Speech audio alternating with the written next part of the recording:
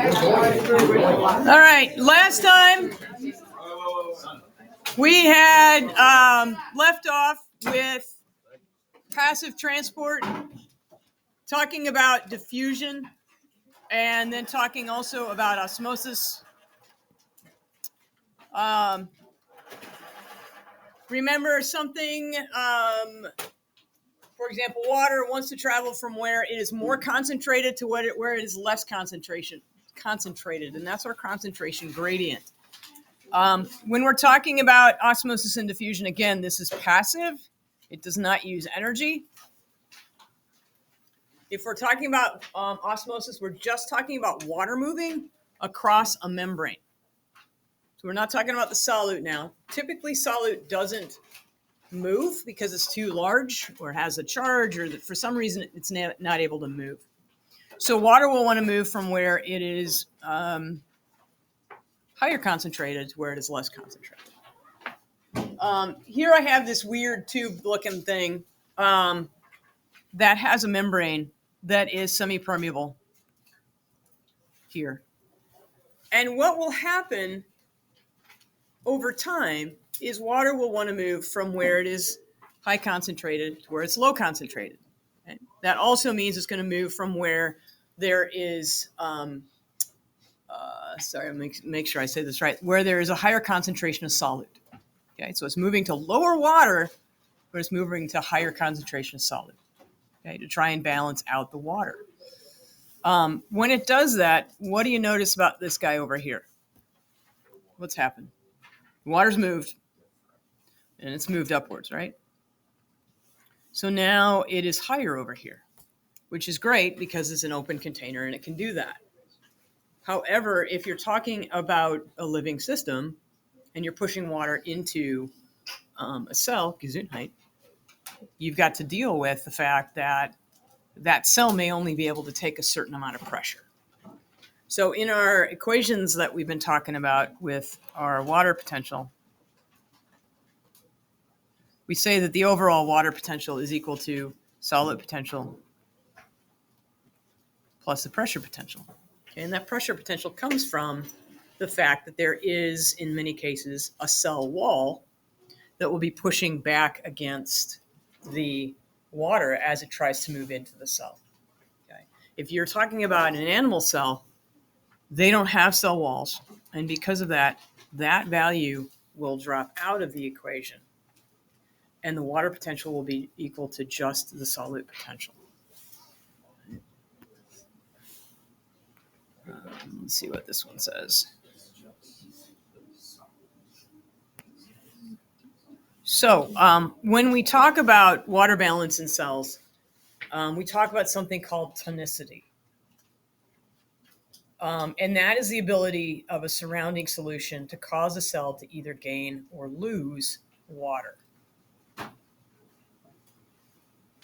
And we talk about tonicity in the idea of isotonic and hypertonic and hypotonic solutions. If a cell is in a solution that is isotonic, it means that they have an equal amount of solute on both sides, therefore an equal amount of water on both sides. And the end result will be that there will be no net water movement. Water's still going to move in and out, but net-wise, every water molecule that goes out, there'll be another water molecule that comes in. So there won't be any change in the actual water concentration. In a hypertonic solution, the solute's greater on the outside of the cell than on the inside, which also means there's going to be more water in that solution. Sorry, there's going to be less water in that solution. So the cell has more water, and the cell will lose water.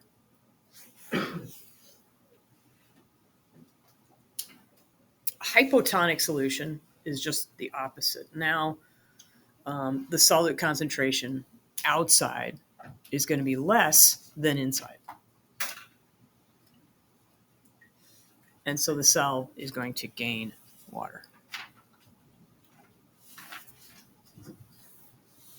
This only really happens effectively if you're talking about a cell that has a wall. If it's an animal cell, there's no cell wall. And so really bad things happen if they're placed in the wrong solution. Bad things happen to the plant cells as well, but not as bad as with animal cells. So that's shown on this next picture.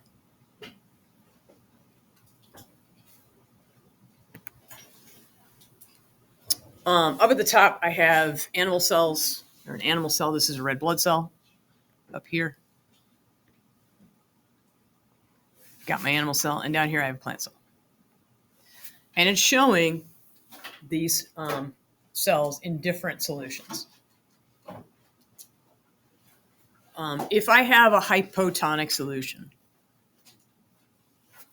and the difference is too great, the solid concentrations are too great. Let's say I have a cell I place in 100% pure water. There's nothing but water. If I put that red blood cell, that animal cell in there, this guy is going to, they call it lysing, but it's really just bursting. It's bursting because it's just too big of a difference between the inside and outside, and there's nothing to keep that water from continuing to move in. So to compensate, the cell membrane just bursts. It's the only thing it can do. On the other hand, if I have a hypertonic solution, now there's much more water inside the cell compared to outside. Do you have a question, Walker? No, I think you answered. Okay. So now I have a lot more water inside the cell. I have a lot less solute. So it's going to want to move out of the cell to the hypertonic solution where I have little water and I have a lot of solute. Okay? And that causes the red blood cell to shrivel. So again, not good in both of those situations. So when you go to the ER, unfortunately, some of us have been in the ER, where you're in a situation where they give you fluids. They give you an intravenous solution. What they are giving you is very important. They're going to give you an isotonic solution. All that means is it's equal to the solute concentration that is in your bloodstream. Okay? And they do this in cases of dehydration. Okay, so even if you're dehydrated, that means you need more fluid, but it still has to be the right fluid. If you give somebody a hypertonic solution, their red blood cells will shrivel and they will die. And the same thing happens if you give them a hypotonic solution. That will cause their red blood cells to burst. So it's very important that the solution be isotonic. You're just replacing the quantity of liquid. It's not about the kind. You wouldn't want to give them a hypotonic solution. Some people think, well, I'd want to give them a hypotonic solution because they don't have enough water. So if I give them a hypotonic solution, that'll rehydrate them. It actually won't do that. It'll cause their red blood cells to burst. Okay, so it's important to give them an isotonic solution. Okay, so that is for for animals. Now, we need to talk about plant cells. Plant cells are in a different situation because they have that cell wall. And so that cell wall makes it such that now they want to be in a different situation because they don't have the ability like we do. If we get dehydrated, we just drink some fluid and we'll rehydrate ourselves. Plants can't do that. Plants would like to be in a hypotonic solution. Because if they're in a hypotonic solution, water will move in. But because they have a cell wall, it'll just mean that the cell will get what they call turgid. When you think about a plant that needs water, have you ever done that? And plants like kind of wilty, and you're like, oh crap, I gotta water this thing, and you water it, and then it's like whoop, and it pops back up, right? It gets nice and tall again, and that's turgid. Because now what's happening is that water's going in and it's pressing against the cell wall and it's making it stand upright. And that's the way the plant cell would like to be. If you put it in an isotonic solution, that's not good because water will come in and water will go out, but they're not gaining any water that way, and they want to gain as much water as they can. So that ends up with, they call it flaccid. Flaccid is a typical term to use, but you can also think about wilting. Yeah, it's wilting. Plant's wilting. That's flaccid. If it gets too bad, if the plants are now in a hypertonic solution, they will do what's called plasmolyze. In this case, the cell membrane pulls away from the cell wall. And this is kind of a recipe for the cell just really probably dying. That's when you don't water your plants for a very long time, and then they just, it doesn't matter anymore because you've killed them. So that's that plasmolysis where the cell membrane pulls away. Not good. Hypertonic or hypotonic environments create osmotic problems for organisms that have cells but don't have rigid walls. So in terms of plants and animals, there's something called osmoregulation, which is just either regulating the solute concentration or the water concentration, or both. Example of that is this little critter called the paramecium. Paramecium lives in pond water. And it is in a situation where it is hypertonic to its environment. So that means that there's more solute and there's less water. Oh, sorry, I said that incorrectly. Let me say this again. The pond water is actually going to be hypotonic.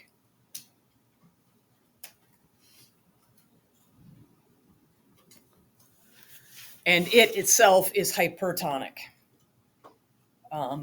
which means that water is going to be high in the pond water and the solid is going to be low. So it's going to want to move into the cell. But the problem is, let me show you a picture of this little guy. So it's in some water here. There's my water. And the water is hypotonic. So that's going to be low solute and high water. Okay? Water wants to move from high to low. When you're talking about solutions and you're talking about the organisms that are in those solutions, they are always in pairs. So if something is hypotonic on the outside, that means that the critter has to be what? The critter has to be hypertonic. Right? Because it's always in relation to the other one. So in this case, the paramecium is hypertonic, which means it has high solute and it has low water. Where will the water want to move? In. Right, because I'm going to move from high to low. So water is going to move in. So the paramecium don't have their animal cells. They don't have cell walls. So what would happen if you didn't correct this?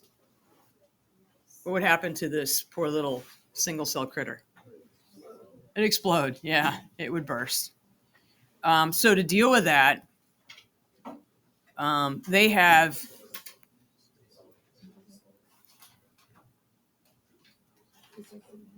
We talked about this earlier. They have this contractile vacuole.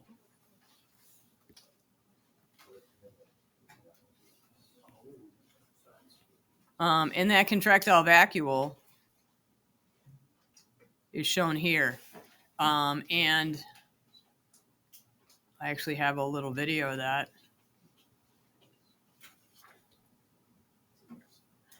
That if you're watching this at home, you won't be able to see, but you can click on the link and it will work.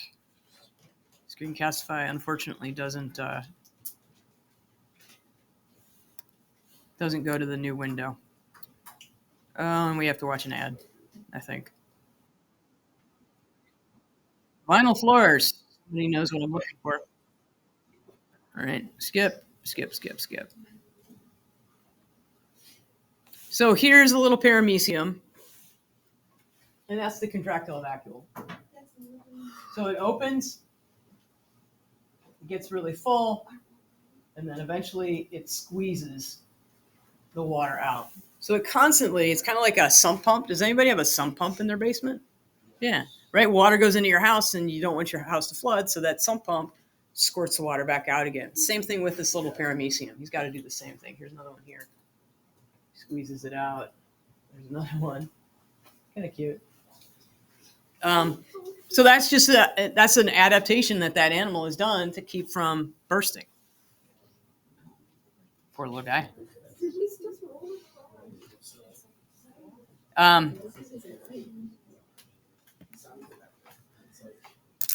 Other organisms live in environments that are not hypotonic, but are hypertonic. And so this is synonymous. Hypersaline means hypertonic. Right? Lots and lots of solute, which means that it draws out the water. So a lot of bacteria, as well as archaea. And archaea is just, there are two kingdoms of bacteria, archaea and bacteria. These are both, remember what these are? They're not eukaryotes, they're prokaryotes. Okay, these are prokaryotes. And they live in very saline conditions. So to keep from drying out, they have to find a way to get water back into them constantly. And you do this actually back in the day, you couldn't refrigerate meat. So what did you do to it? Put it in salt. Yeah. So you made jerky, basically. Because the jerky, the salt, will draw the liquid out of the cells. And in doing so, it kills any bacteria, because the bacteria, that water will get drawn out of their cells too. So any bacteria that's in the meat will be killed by the salt, by the high salt concentration. So that's how they cure meat. And that's how they did it before refrigeration. Now I want beef jerky. Questions on that?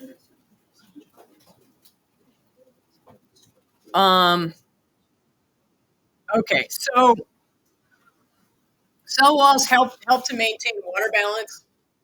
A plant, this is pretty much what we just talked about. A plant that is in a hypotonic solution will take up water, and it will become turgid, so it'll kind of bust out. It'll be nice and upright.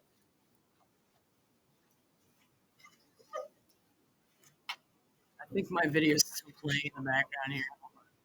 Like, what is that? Okay, here we go. It's like playing over and over again. Stop playing. There we go. It's still playing. Okay.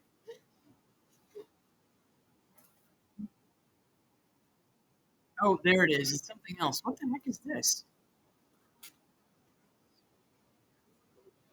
All right, I don't know why that was playing. All right. Okay, if a plant cell and its surrounding are isotonic to each other, it's not going to gain water. Okay, if it's got the same amount, it's going to not draw in any water, and it's called flaccid.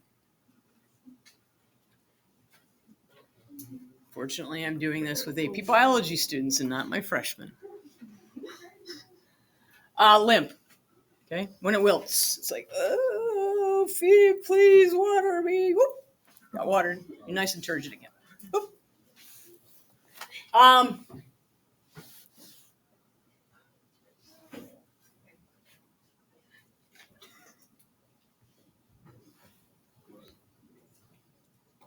In a hypertonic environment, plants will lose water, and when that happens, the cell membrane pulls away from the cell wall, and it could kill them.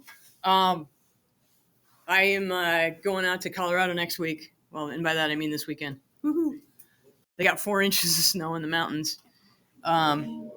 Yeah, so those poor little plants are not doing all that well. What happens if we get salt? We get snow around here. What do we put down? Salt, right? So we're going to use that to melt the ice and the snow so that it will run away. But the cars will splash up that salt water, really, really salty water, up onto the sidewalks and up onto the parkways. And when that happens, what happens to the grass? It dies, because what's happening is that poor little plant. There's my little plant. I guess it should be green, huh? There. My plant becomes, I'm just going to put hypotonic. And so now if I can't have white salt, because that won't work. There's my salt. Sorry. My salt is pink. It's pink salt. And this is hyper.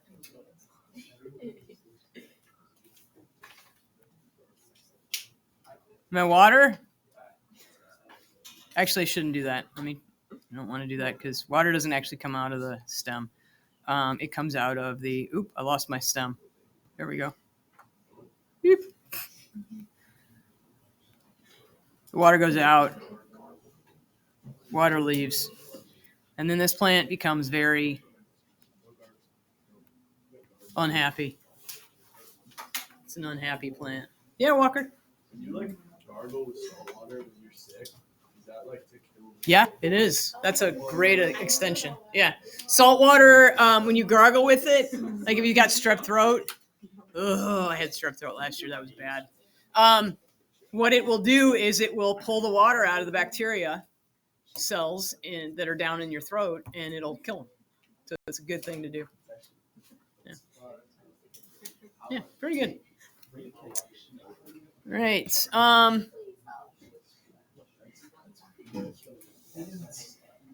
17. When do we get out? 17. Aren't we here for 2? No, we have another. Yeah. It's 19. 19. I never get it right. All right, I got 5 minutes then. We can do this. All right, so. I mean 17. I know we haven't done the period. So debilitated, fusion. No, that's not right at all. Facilitated diffusion is another kind of transport. It's another kind of diffusion, and it is passive. Facilitated diffusion is passive. That is a mistake that a lot of students make because they hear facilitated and they think, well, if it's facilitated, it must use energy, but it doesn't. Okay. But it does use proteins. And those proteins are in the cell membrane, and they will help molecules get across. But they do it passively. There's no energy involved.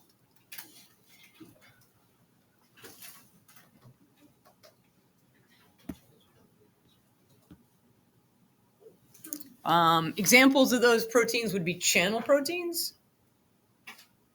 So that's a special corridor through which molecules can move. And remember, normally ions can't get across the cell membrane, but if they have a channel that is hydrophilic, then they can get through. Aquaporins is an example of a channel. It's not ions, but it's actually for the movement of water. So for water. And then there's the channels that are specific for ions are called ion channels. Yeah. Occasionally, well, I shouldn't say occasionally, often, ion channels are gated, meaning that they're not always available for the ion to use. Sometimes there's a barrier there and they're not allowed to move. A good example of that would be in the nervous system. There's gated ion channels, sodium and potassium channels, that allow for nerve impulses, but only under certain circumstances. Again, it's a passive transport. No energy is used. Here's an example of an ion channel.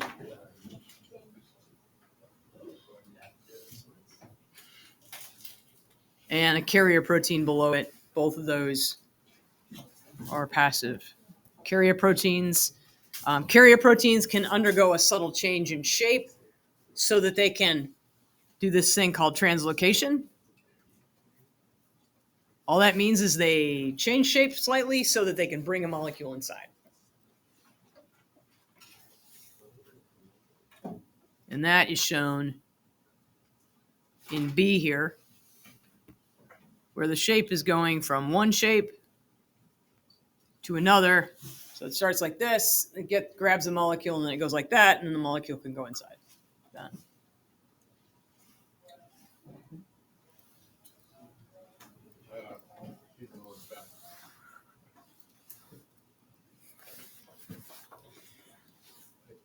All right. I am going to stop there. Where we at? And then next time we'll work on active transport.